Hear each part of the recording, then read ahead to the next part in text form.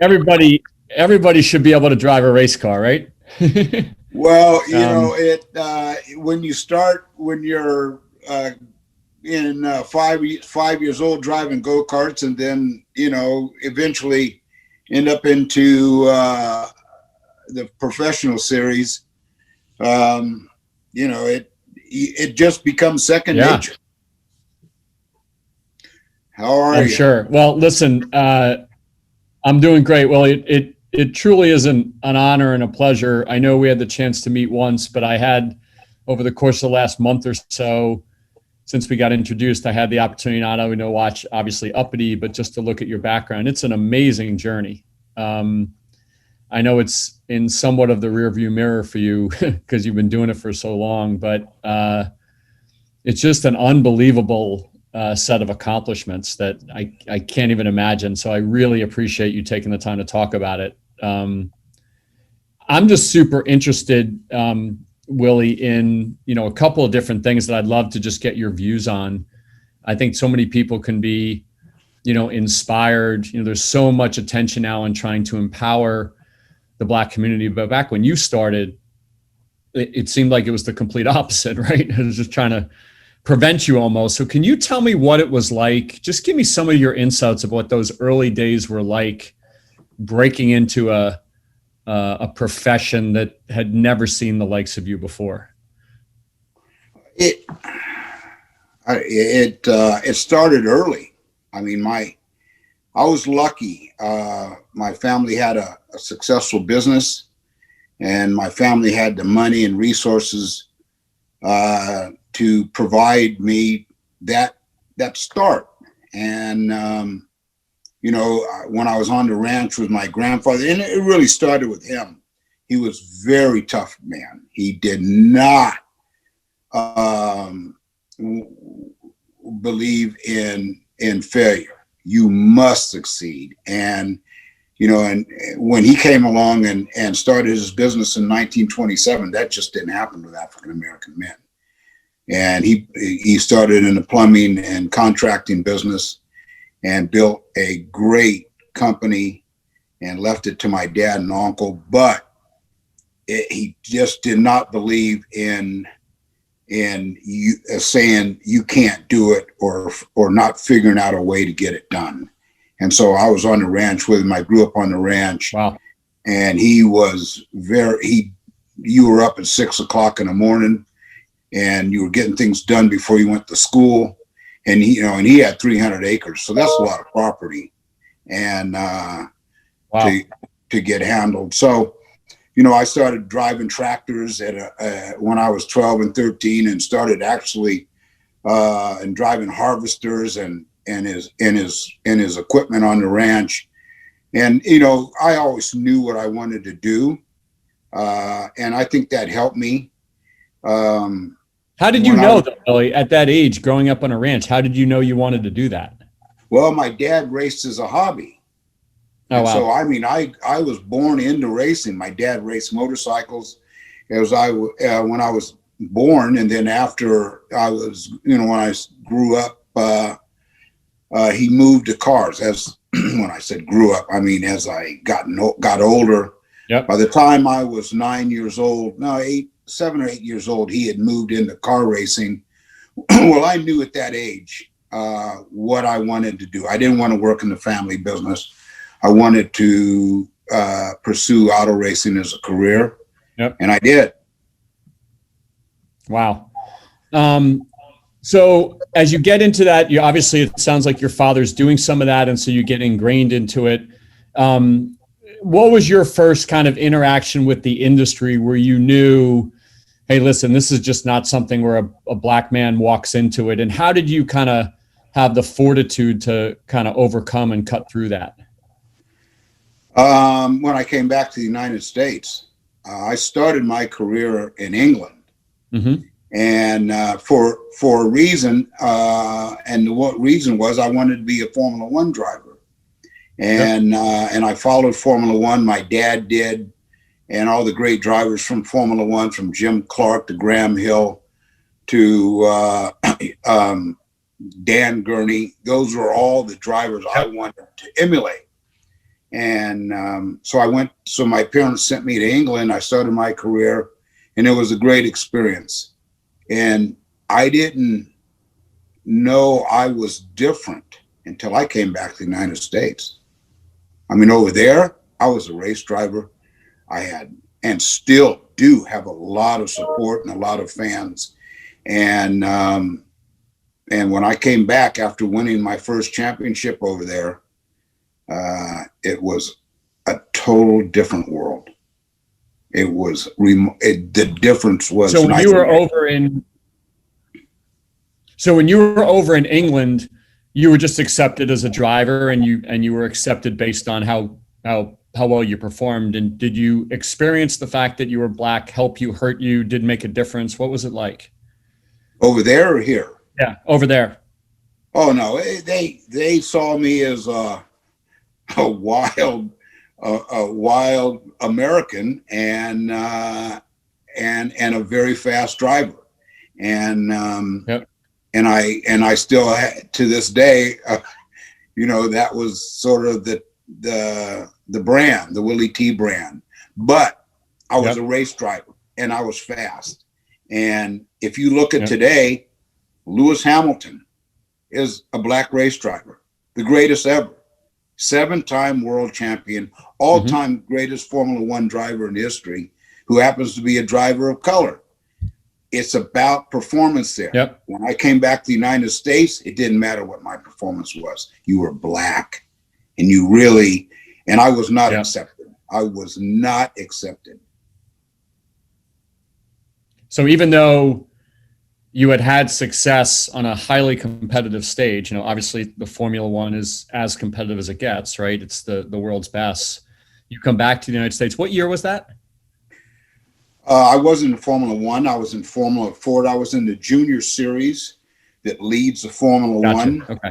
And it was, yep, 1977 when I was there. I was very young. Wow. And I came back in 1978. And, it wasn't just the race drivers, and not all of them were hostile, but the ones that were made it quite obvious. And, but it wasn't just the drivers. It was the corporate sponsors in the sport. They were, yep, just as hostile, and just as, you don't belong. Yeah. And, for those of you who aren't familiar with, the sport, corporate sponsors drive so much, right? Because they give you money, it gives you the equipment you need, the talent you need, right, to be able to be successful. So obviously the fact that it doesn't only affect the drivers, but also the sponsor makes it incredibly difficult. You don't succeed without it. No, yeah, No one in the sport, not Roger Penske, not Hendrick, not any of the great teams, whether it's in NASCAR or IndyCar, you can't do it without it. And despite my speed, yep, and despite me being able to win, it didn't matter. That was the most difficult, yep, part. That was the hardest part, because African Americans spend billions on those same companies that sponsor the sport of auto, right, racing. Right. And there, yep, and the message was, we don't care. You just, yep, support us. And that's all they cared about. Willie, what it makes me think of is, we talk about this day and age, and we talk about systematic racism. And some people say, well, that just means that when you walk down the street, you see somebody that's of a different color and you treat them differently. And there's no question that happens. But systematic racism is, you come back to the United States, you can't get the corporate sponsors, and therefore you can't have the same equipment, right, that other people have. So you're systematically at a disadvantage, right? You're getting in a different car, right? Almost despite your success overseas. It must have been an incredible challenge to kind of, after you've had success overseas, to come here to the United States and face that. I was naive, and I just thought, because I loved the sport and so much, that everyone in the sport had to be good people. Yeah. How could there be any bad people in the sport that you love? And You're young, and then you realize, wow. And it wasn't so bad that it turned me off. And a lot of drivers today, Bobby Unser is one of my biggest supporters, and he's from the old guard. Uncle Bobby's in his 80s. Yeah, of course. And I spent the weekend, my wife and I spent the weekend with him last year before COVID. And he said to me, he heard all the stories about me. He said they were all negative, despite my speed. He said to me, he said, what you were dealing with, he said, most drivers, if not any driver he knows that could have dealt with it and stayed in it, they would have quit. They would have quit. And he said, for you, not quitting says it all. But I couldn't quit because I was so confident that I could win. And I don't know if I hadn't started in England, if I hadn't tasted success in Europe, in England, I don't know if I would have felt the same way when I was in the United States. I tasted it. I knew I could win. And I did win. So that was the worst thing that happened. I realized I could win, and that was it. It was over. We're going to fight to the end before you stop me. Yep. Right. It's like the guy that makes the Super Bowl in his first year as a rookie, right? And he says, this is supposed to happen every year. And that's the expectation, right? And it's really an amazing story because, in reading about your evolution, even when you were breaking through in the United States, you're doing it with deficient equipment, right? You're almost set up to fail in a lot of ways, right? And I've heard it and I've read it. Well, he didn't have the same success that Michael Andretti had or Al Unser Jr. Of course not. They had a road that was already paid for him, and they were talented. And they got the job done, but there was no question that in most cases, especially in IndyCar, I had inferior.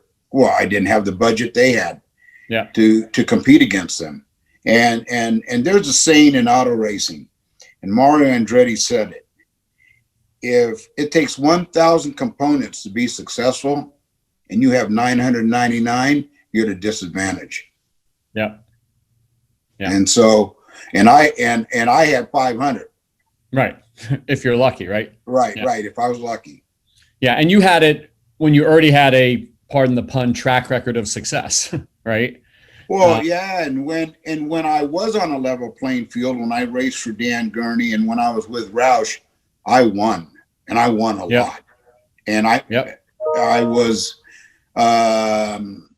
and I was winning. I enjoyed to win, and that was the most important thing. But I also was winning to establish that I could go to the top and win there. I wanted to get those seeds planted in the sport. Yeah, in a lot of ways, we think about Tiger Woods in golf and how golfing was really set up in a lot of ways to systemically that the Black community didn't make its way in. It's such a same parallel for you, Willie, because there's so many opportunities that others, given the success you had overseas, would have been off to the races, right? Gotten a sponsor, gotten a car, had all the budget, had all 1,000 components, as you said, to do what you needed to do. What is your advice? Because you said obviously you had belief and faith, and maybe ignorance is bliss, as you said, right? You won, and you just thought it sounds like a matter of time, right? And then obviously the human element of the U.S. comes in. There are many people that face these types of systemic challenges today, Black men and women. What is your advice to them, given what you've seen and gone through? John Madden had a saying to all his players before the season started. And that saying was, he wanted three things. He wanted you to be on time, want you to pay attention, and he want you to play like hell. Those three things. be on time, pay attention, play like hell. Well, in this case, work like hell, right? Yep. There is no substitute for outthinking them. You gotta outthink the opposition. Okay. And Dan Gurney, when I was racing for Gurney, that was Gurney's #1 message to the team. We got to outthink them on every level, on the technical side, on the mechanical side, on the aerodynamic side, on all the elements that any individual, any person, man or woman, the way you succeed is you outthink them and outwork them, and there's no substitute.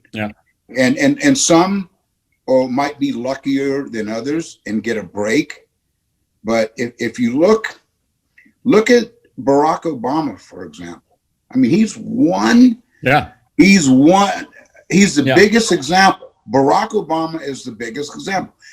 There was no bigger, I mean, the obstacles he had to get through and become the president of the United States, it shouldn't have happened. I didn't think I was going to see it in my lifetime. I'm lucky my mother saw it. Why? Because he outthought her. He outthought. That's what you have to do. You got to outthink him and be absolutely determined. Yeah. Well, you hear the stories of even Colin Powell, right? Similar people that just 1 in a million shot to become who they were.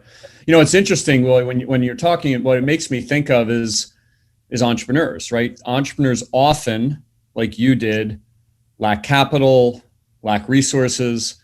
And so you say, when somebody's trying to do something, how is it that they do it?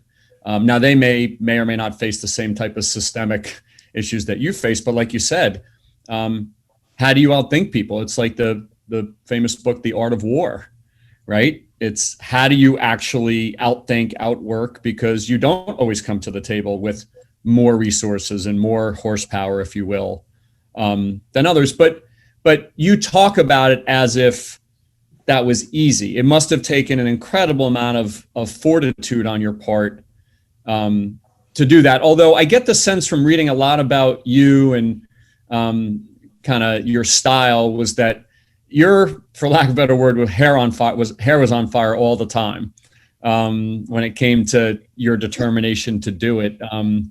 It certainly, I love reading the stories about the alleged car chases but it sounded like that you had a real inner spirit and drive that helped you overcome a lot of these things. Well, my grandfather would. He was old school. He'll take you out and outside and put a belt on you. I mean, he was not. He was a fair man. He was tough, but he did not settle for you not being able to do it, and he expected it of all the family members. That's what he expected.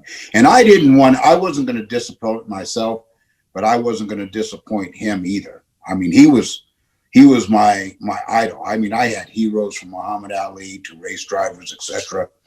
But I idolized him because he was so resolved on not just being successful, but being good. In his business, he had a reputation that when he did a job, it didn't need to be looked at for 60 years. Okay. When he finished a home or a building, his reputation was when Henry Ribs is done, there will be no problems for 60 years. Everything will wear out before anything he did was a mistake. And that's what he drove. And these young kids today, I get messages from young kids all over the world, Mike. And the messages I get are, I have no excuse not to succeed. I have no excuses.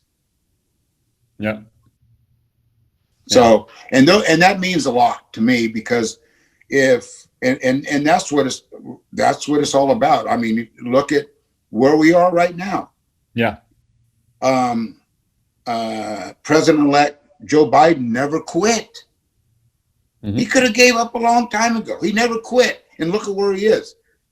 Yeah. Kamala, she never quit. Yeah. And look at where she is. I mean, they're both smart as hell. They're both determined as hell. I mean, I admire them. You know, Joe's a little older than me. Kamala's younger than me. Yeah. Just brilliant. And when she's don't get her in a debate, you're gonna lose. Right. Don't get her. Don't get her across the table. She'll chop your salami. Yep. Well, it sounds like that you can almost imagine back to if you're being on like you said, being on the ranch, having a certain standard expected of you from a very young age, and that getting ingrained and carrying you through. But there had to be times where you said to yourself, man, this is kind of running in quicksand. And did you just fall back on that fortitude that you had? Was there other guidance or faith that you took that helped you get from point A to point B, or was it just in you? I didn't know how to quit. I did not know how to quit. There was a lot of setbacks. There were times when I was committed. I was given a commitment to drive for a team. Mm-hmm. A week later, they said, we changed our mind. Yeah, I read about it. It's amazing. Amazing. Yeah, and I went through that a lot. Yeah. But I didn't know how to quit. I didn't know how to give up. And that's the most important thing. And the most successful people on the planet. I mean, Jeff Bezos, a book salesman. Yep. Right? Yep. Selling books to where he is today. You just don't. And for the young ones who might listen to what we're saying right now. Yeah. That's what you don't know how to quit. Even if you wanted to, you can't because you don't know how. Yeah. If you think about the times that we're in and how so many businesses are being affected, and especially Black businesses, the statistic we keep hearing is that 41% of Black owned businesses will fail because of COVID. And so you see an owner that has literally their life on the line, right? Their wherewithal. And, you look at a circumstances like you fighting a whole institution, 100-year-old institution, right? That essentially in the United States was going to say, there's no place for Black drivers here. And, when people look at you now and look at your success and your stature and the success of Uppity, people look back and go, wow. But to your point at the time, what you just described makes all the difference, right? These entrepreneurs now have to be able to say, I don't have the option to quit. I just have to, like you said, outthink it, outwork it, figure it out somehow, because at the end of the day, right, you've got to figure out a way through because this is your livelihood. When you talk to people and you give advice to people about pursuing their dreams and pursuing their passions, because obviously this is a passion of yours from a very young age. What is your advice to them about how to go about doing that? Is it find somebody that had done it before? Is it to be inspired? Is to learn all you can, all the above? Do you have some advice? Because a lot of people right now are trying to find their way, especially the Black community. It's incredibly difficult because, as we all know, our institutions are struggling to help, and in many cases, overtly hurting. So what is your advice to people that are trying to find their passion and their fulfillment, against some pretty difficult odds? Do what you like first. I mean, if you can, find a career that is just as much a career as it is a hobby and a passion.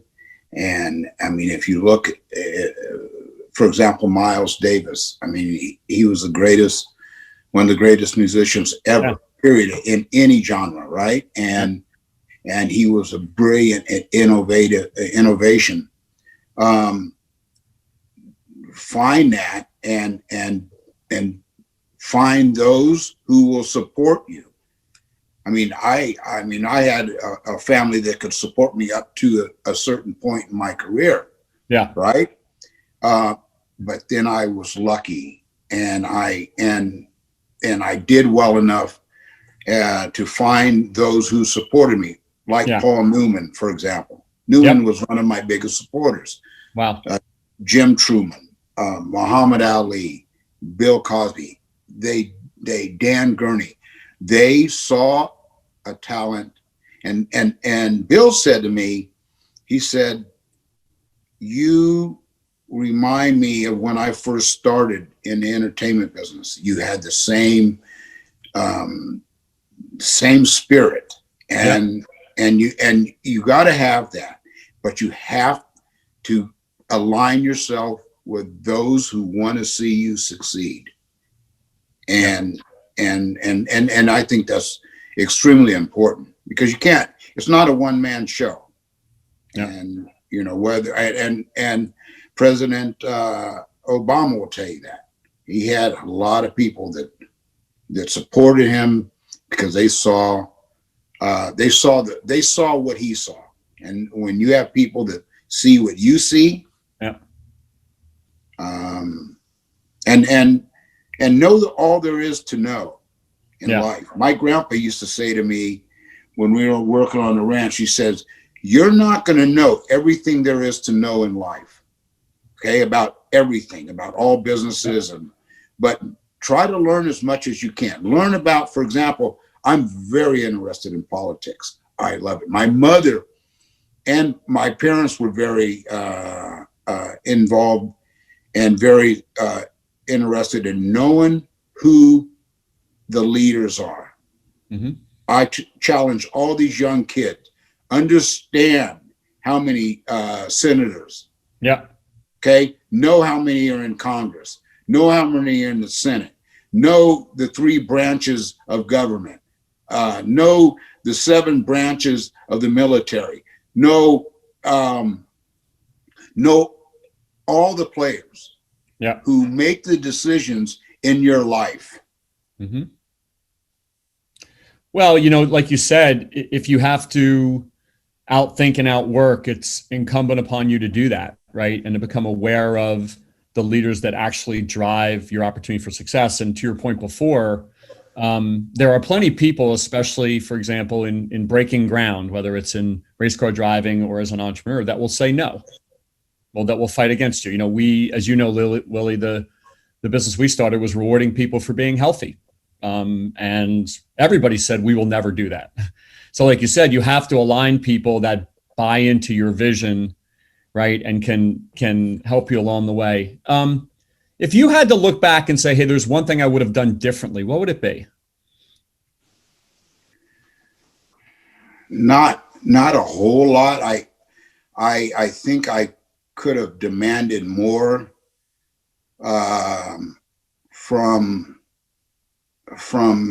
the African Americans who had the wherewithal. I mean, Bill Cosby, if it wasn't for him, I wouldn't have been in the 500. I don't condone what happened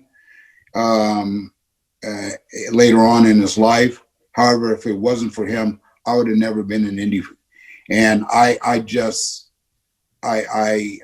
think I was passive about reaching out more to those who could have joined him to make sure we had a winning effort, right?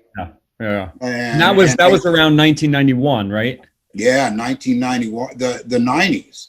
Yeah. And I didn't. Bill reached out to me. Really? Oh no, he called me. Yeah. I had no idea that he knew my name, and he called me and said and asked. He said, first of all, he says, "What do you want to do? What's your ultimate goal?" And I told him, "Well, Indy cars and Indy 500." And he was very quick. He asked me, "Well, what does that cost?" And I told him, and he says, call my secretary. She's going to fly you to Las Vegas in 2 days, and I want you to teach me what I need to know to support you. Wow. He called me. Wow. And I would have thought with that, and everyone that knew that, with the resources that he had among African Americans, that they would think, well, okay, that's great. We have someone, a Jackie Robinson, for example, to use that example as a pioneer, another pioneer in a sport that needs to be broken, a barrier that needs to be broken. Yep. I didn't get that other support. And maybe if I would have been more forceful, and I don't think that would have changed it. I don't know if that would have changed it, but that I left on the table. Yeah. Well, it's interesting to hear you say that, because I can't imagine you never not being forceful, given your style and everything I've read about. It would be fun for you and I and a bottle of bourbon to sit down and you can tell me some of those stories face to face, because you could definitely see the energy and the passion that came from what you were trying to achieve. Oh yeah, a couple of drinks and we shall overcome.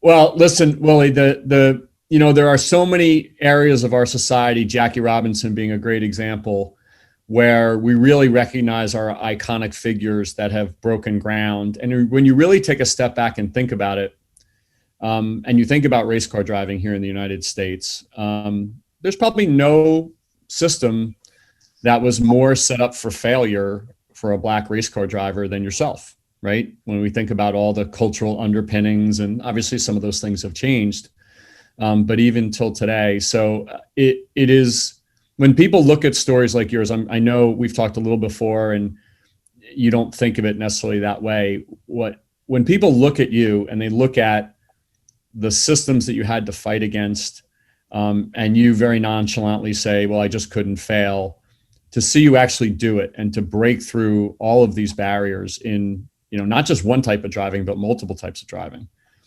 And to do that in the face of all the obstacles that you had faced, is truly inspirational. And I know in Uppity, which for those of you who don't know, please see it. It's an amazing story of Willy's career on Netflix. The accomplishment that so many people, so many young people that come across it and see it and go, man, a Black driver in race car driving in the 80s, just no chance, right? And yet, well, I got to tell you, I got a text, not a text, but a Twitter message from Sean Penn, the actor, the movie star. He said there was a remarkable story. Sean Penn tweeted it out. Jimmy Kimmel not only tweeted it out, but Jimmy was at the premiere, and Jay Leno. The list goes on and on, from athletes to entertainers, and their respect the challenge and admire the resolve. And absolutely, and everyone who's succeeded, they know some paths are easier than others, but the ones who had the biggest challenges respect it the most. And when Muhammad Ali said to me, he said, and I'm going to say this, and just the way he said it. When I met you in London, 1977, you was just a little nigga. Now you a big nigga now. That was the biggest award that I could ever get from someone someone who was my biggest hero and my biggest role model, apart from my grandfather. To get that, the way he said it, it was like stepping up and having being knighted. Okay, the Queen in England, sword on your shoulder and knights you. Yep. I was being knighted by Muhammad Ali. That meant everything. Yeah. Well deserved, Willie. And I can tell you on a personal level, now that I've gotten a chance to learn a lot more about you, I know we're only talking for the second time, you being part of the Black Entrepreneur Initiative, so many entrepreneurs in the Black community are racing uphill, frankly, and racing in a car with 3 tires. And your support of the Black Entrepreneur Initiative and trying to help these people means an incredible amount to the Lonely Entrepreneur and our team, and most importantly to, the people out there that are kind of running uphill and can look at stories like yours, not just in the context of okay, breaking through something like racetrack driving, but really truly deserving to be on the same plane with Jackie Robinson and Muhammad Ali when it came to race car driving. And I can only say thank you for taking time out of your busy schedule to talk with us. We will certainly get Uppity in the hands of everybody who can get a chance to watch it, because it's truly a story of great inspiration against all odds. So I can't thank you enough for taking the time. And if there's anything ever that we at the Lonely Entrepreneur I can do personally to support what you're doing, it is an honor to know you. Well, I appreciate those words, Michael. And I got to tell you, money, it takes cash, it takes capital. Yep. For everyone to succeed, including the group that I'm involved with, which is your organization. I'm proud to be involved with it.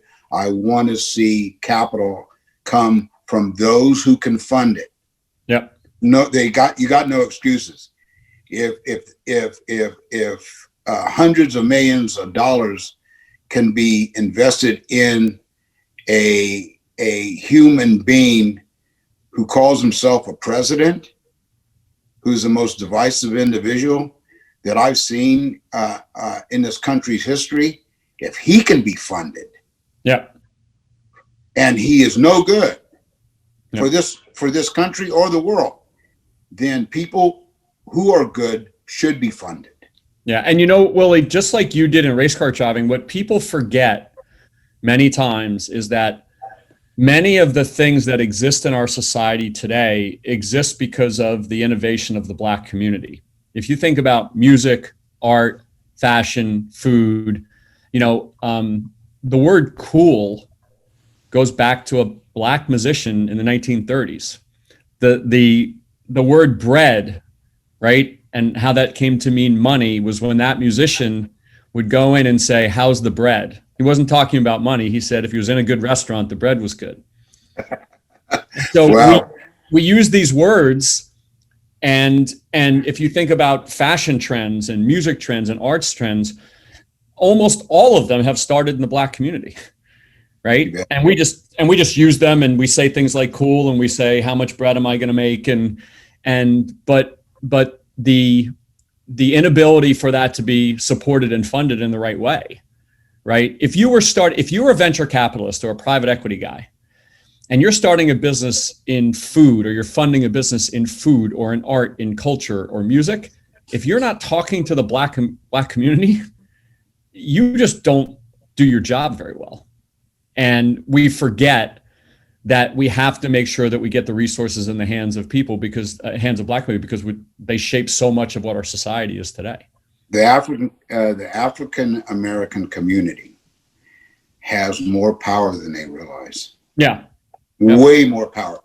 I think they and I shouldn't generalize, but the African American community has got to realize how much economic power they got, and they got to use it to be successful. Okay, and that I will be aggressive with pitching, right? Yeah, the automotive industry. One example, and I come out of that industry. Yep. If African Americans turn their back on General Motors, Chevrolet, or Ford, or Chrysler, right? Turn their back, they're in bad shape. Yeah. If African Americans decided, well, Mercedes, they support Lewis Hamilton. Mercedes, Yeah. a German company in Germany, has made Lewis Hamilton the greatest race driver on the planet, right?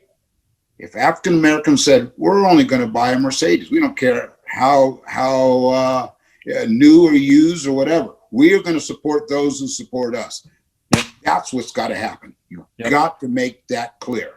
And I can tell, if you think about what you said before, Willie, about the standard, right? About the standard you set, the amount of talent, think about like all the things I'm mentioning about the cultural things that we take as, they have existed forever, that many of them came from the Black community, the unlocked potential. Listen, Willie, I grew up in central New Jersey, upper middle class. I went to Bucknell and Northwestern Law School. I didn't have to face any of the things that you faced.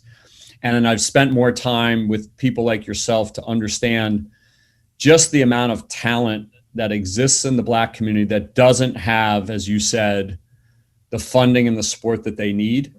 In our type of society, of such wealth in our society, is truly a travesty. And what we hope to do, and I know what you and I are doing together, is to try to put some of these tools in the hands of individuals to unlock that talent and have the types of accomplishments that you had, but hopefully not have to drive a car with 3 tires like you did. Well, sometimes you got to limp it to the finish line, right. and I have literally won a race on 3 tires. The last in Minnesota, I was way out in front. In the last lap, I was losing a right rear tire. It was going flat, and I finished the last half a lap on 3 tires. But I was going as fast as I can, and they were catching me, but I still won the race, and I mean barely won the race. So sometimes you gotta withstand that, but all it does is it makes you better. Yeah. And you learn really who you are when you overcome those obstacles. You can get up in the mirror every morning and look at yourself and say, you know what, I'm a pretty bad cat, and that's man and woman. Yeah. All right. And I think, Willie, there's things that people do in the midst of things like COVID that they never thought they can do, that when we get on the other side of this, they will have capabilities they never thought you had. Because once you're driving on 3 tires, when you go back to driving on 4, it seems pretty easy. So again, it's truly an honor. I can't thank you enough for taking time out of your busy day, and the drinks are on me the next time we come together. I thank you very much for your time. We're going to make them successful. That's the objective. Absolutely. That's our goal. Make them successful. I hear. Thank you so much, Willie. Appreciate your time. Have a wonderful day. You got a deal. You as well. Thank you for your time. My pleasure. You bet. Cheers.